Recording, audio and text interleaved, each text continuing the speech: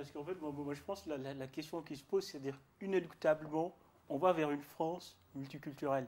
Inéluctablement, Oui. on va vers des France où ça va être des Rachid et des Mamadou. C'est inéluctable. C'est des Français qui sont tout aussi légitimes que les Grégoire et les Germains.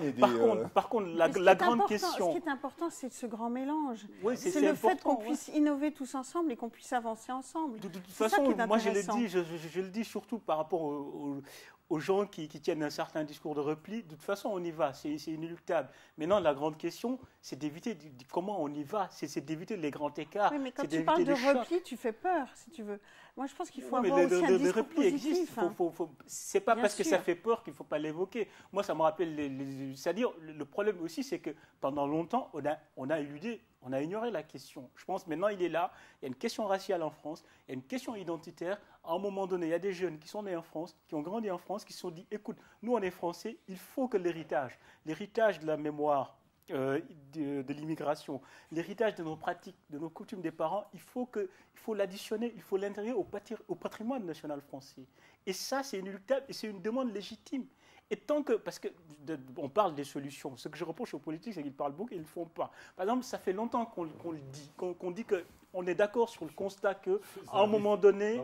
Non, mais on est d'accord. Je vous invite sur le terrain avec moi, vous allez voir. Je suis un homme de terrain, de toute façon. Je suis sur le terrain aussi. Non, mais une question précise. J'y vais, là. Oui, mais pour ne pas généraliser. Par exemple, il y a une question qui est évoquée depuis un certain nombre d'années, c'est-à-dire l'héritage colonial, les programmes d'enseignement. Comment on va faire pour évoluer, pour intégrer tout ça?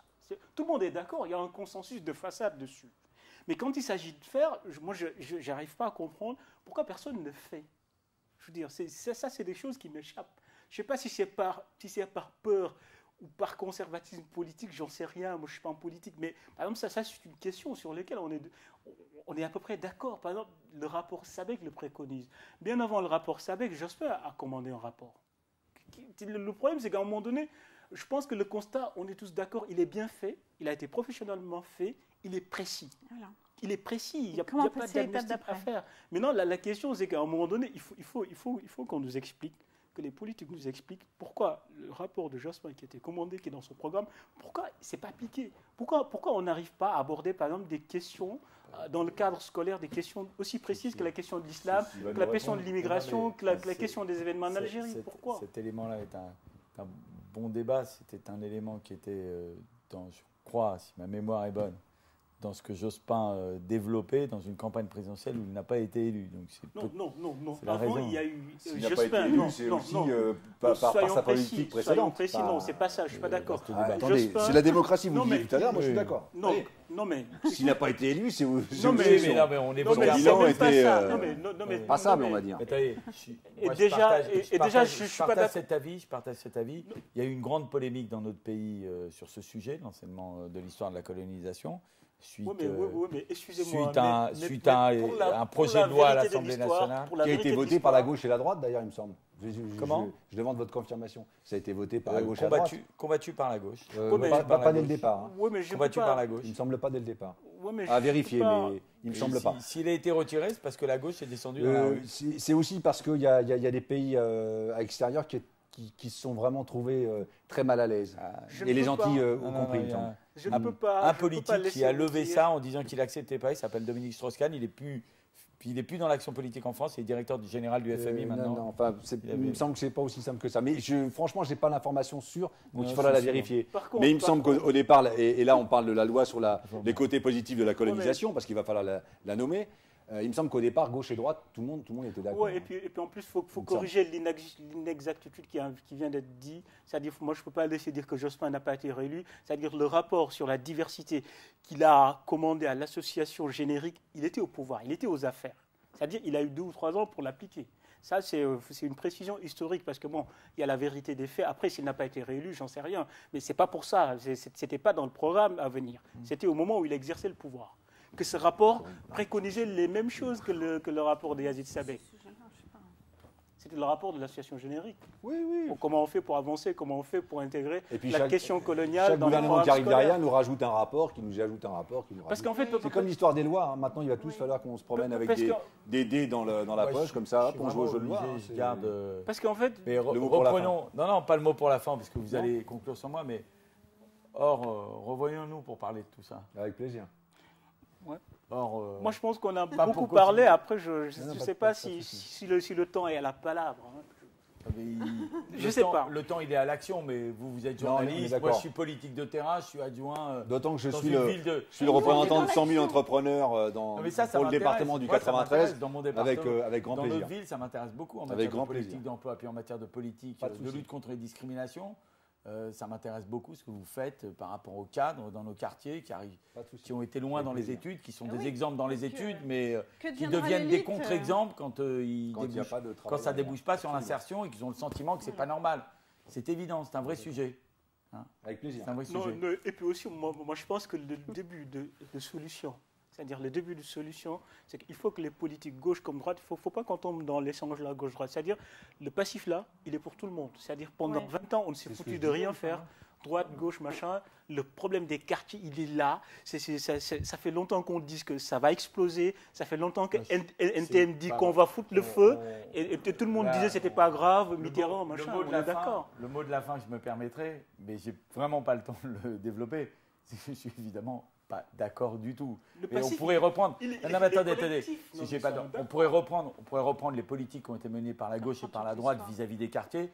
Il y en a qui ont mis de l'argent, il y en a qui ont coupé les crédits. Donc rien que ça. Si on en est là, c'est parce que. Oui, mais il n'y a pas que ça. Que tout n'a pas été fait. Non, mais qu'on n'ait pas fait assez. Mais vous ne pouvez pas dire que les politiques ont été les mêmes. Non, ça vous pouvez pas le dire. Il n'y a pas grand-chose qui a été fait. Si ce n'est que d'avoir les mêmes individus. Et là, je vais les citer. Madame Amara, Monsieur Harlem Désir, Monsieur Bouty. Écoutez, très sincèrement, bon, ça suffit, ça. Il va falloir qu'on passe à autre chose maintenant. Donc moi, le passif, il faut être clair. Le passif, il est partagé. C'est-à-dire, je peux vous en citer d'autres. Je vous en ai cité d'autres qui sont adjoints dans ma ville. Non, mais c'est pas les mêmes. Attendez, l'information que vous m'avez donnée, elle est très intéressante. Et l'information que vous m'avez donnée est très intéressante. Moi, je suis obligé d'y aller vraiment. Parce que vos adjoints sont bien situés. Parce qu'il y a des gens qui m'attendent pour travailler sur justement des problèmes d'insertion à l'emploi. En tout cas, je laisserai mes coordonnées avec plaisir. Avec plaisir. Non mais justement, là où je ne suis pas d'accord, c'est-à-dire la question, il ne faut pas qu'on perde du temps en disant que ça c'est pour la droite, ça c'est pour la gauche. Je crois qu'il faut sortir du débat politique. Mais c'est pas ce que j'ai dit. Le passif, il est pour tout le monde. Attends, je te rappelle juste une chose, et là c'est toi qui es dans le débat gauche et droite, c'est pas moi. J'ai cité j'ai cité Madame Amara, j'ai cité Monsieur Bouty. J'ai cité M. Harlem Désir. Mme Amara est au gouvernement de M. Sarkozy. M. Bouty a été approché par M. Sarkozy. Et M. Harlem Désir est au Parti Socialiste. Donc là, je parle de tout le monde. Oui. Non, mais sortons du discours sur la politique. Je crois que ce qui est important, c'est de bouger aussi avec la société française et bouger avec les entreprises et bouger avec nos futurs jeunes cadres. Je pense que c'est un des éléments importants. Les entreprises bougent et il me semble qu'elles bougent beaucoup plus que les institutions. Exactement. Nous, on voit tout le monde. Donc, il faut aussi... Alors, les entreprises ont une part très importante du bien vivre ensemble, parce que c'est aussi avec les entreprises qu'on a un emploi, qu'on peut voyager, qu'on peut se déplacer. Par contre, elles font des choses. Alors, il y en a plein qui font des choses qui sont pas correctes du tout. C'est pour ça que quand on parle de reconnaissance ethnique ou de le terme de discrimination. Pas de discrimination, le terme que tu as soulevé tout à l'heure. Statistique ethnique. Merci Ousmane. C'est de l'hypocrisie à la française.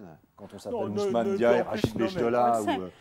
Ne serait-ce que la photo de la convention des cadres en fin d'année est très explicite. Il n'y a pas besoin de... Attention, parce que moi je suis bien blanc, mais je m'appelle Rachid. Non, mais de toute façon, moi je ne comprends pas l'opposition, surtout des politiques. Parce que quand tu es noir, ça se voit. Y a pas, je ne comprends pas ce déni. Mais sortons de ce débat des politiques. Voyons un peu ce qu'on peut faire avec l'économie, l'entreprise. Parce qu'aujourd'hui, l'entreprise, elle est sensible quand même au fait qu'on lui parle d'équilibre social. Elle commence à être sensible au RS, à la responsabilité sociétale de son rôle.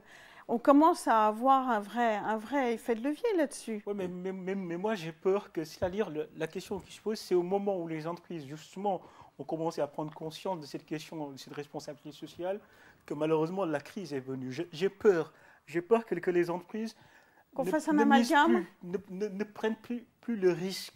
Au contraire, ce qu'il faut espérer, c'est que justement, moi j'ai un peu peur de ça. Ce qu'il faut espérer, c'est que justement les entreprises aient pris conscience du problème de la crise. C'est-à-dire qu'aujourd'hui, on est en train de on avait en Europe, il y a trois gros blocs. Il va y avoir les Amériques, il va y avoir l'Asie, et il va y avoir l'Europe, l'Afrique et les pays du Golfe. Donc à un moment, si on continue comme ça, les Américains s'installent très bien en Afrique, les Chinois s'installent très bien en Afrique. il y a une donne économique qui fait qu'aujourd'hui, ça se croise dans tous les sens. Si on continue comme ça, c'est la perdition de l'Europe et de la France en particulier. Alors qu'on a des armes, des atouts qui sont superbes. Et puis je pense qu'économiquement, il y a la question des retraites qui se pose là.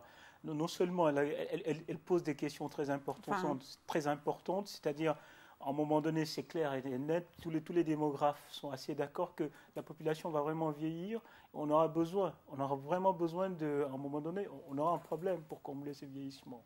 Donc là, économiquement, il y a quelque chose à jouer. L'ouverture, même en termes économiques, vers la jeunesse. Ouais, vers la jeunesse, il y a et vers l'extérieur. Et vers l'extérieur. C'est-à-dire, on ne peut pas vivre en autarcie. On est obligé. C'est-à-dire, il est clair et net, si on continue vers cette politique-là, on ne pourra pas. On sera asphyxié. On sera asphyxié.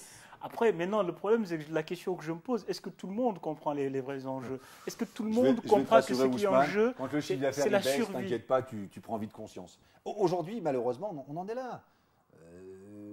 C'est dommage pour l'audiovisuel français, mais si l'audiovisuel français continue comme ça, c'est l'audimat qui va baisser. Et puis, non, ça commence. Vous rigolez ou quoi? Libé, par exemple, personne ne lit. Voilà, fermer la porte.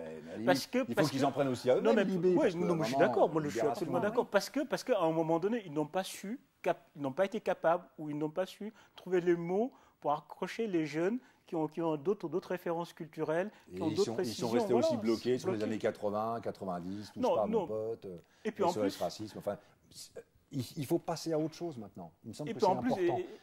On arrête de dire touche pas à mon pote ou touche à mon pote. C'est voilà, le vivre ensemble, il est là. De toute façon, on se métisse. Il faut sortir de la victimisation.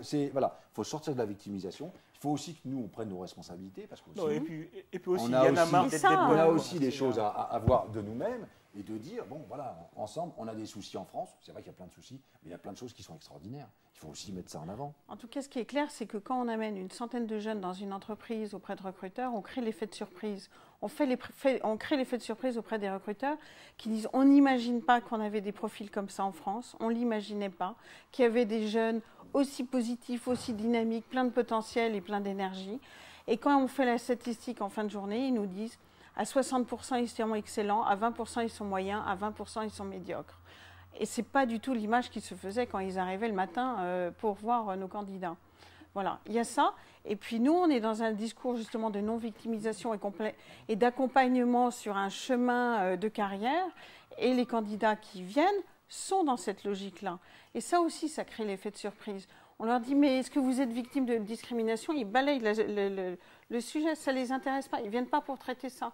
Ils viennent pour chercher un boulot, ils viennent pour parler carrière, ils viennent pour parler stratégie, ils viennent pour avancer. Il faut mettre aussi en avant les chefs d'entreprise issus de la diversité. Mais c'est vrai on en parle très peu, mais on est très nombreux. Donc c'est aussi cela qu'il faut mettre en avant. Je reviens voir. Écoutez, c'était un très beau débat. Très beau débat, même si Christophe Borgé a dû partir parce qu'il avait un impératif, mais en tout cas, vous nous avez partagé quelque chose de très intéressant. Est-ce qu'on a eu la réponse ou pas? Chacun a pu donner sa réflexion. Enfin, j'espère en tout cas que chacun a eu l'occasion de pouvoir parler, de s'exprimer correctement. Alors nous, on a pour coutume de donner ce qu'on appelle le petit mot de la fin. Donc c'est la petite partie, je vous laisse quelques secondes pour conclure à votre manière. Donc encore une fois, messieurs, on va commencer par les femmes. Moi, je dirais qu'il faut croire à la jeunesse de la France dans toutes ses cultures. Voilà. C'était joli. Rachid, tu dis mieux? Je vais reprendre le refrain d'une chanson d'un chanteur que j'admire, que j'aime beaucoup, qui s'appelle Karim Kassel, qu'on voit trop peu malheureusement, qui dit, le refrain c'est « N'arrête pas de rêver, même si t'es le dernier ». C'est très joli également. Karim Kassel, d'accord. Avançons, mettons de côté les vieilles querelles, on est assez palabrés, On finit plus beau que ça. Je vous remercie. Je remercie nos invités d'avoir participé à cette émission. Bon, merci de nous avoir invités. C'était un plaisir en tout cas. Et nos auditeurs, je pense, partagent la même chose. Je remercie également vous de nous avoir suivis. C'était Place Privée. À bientôt.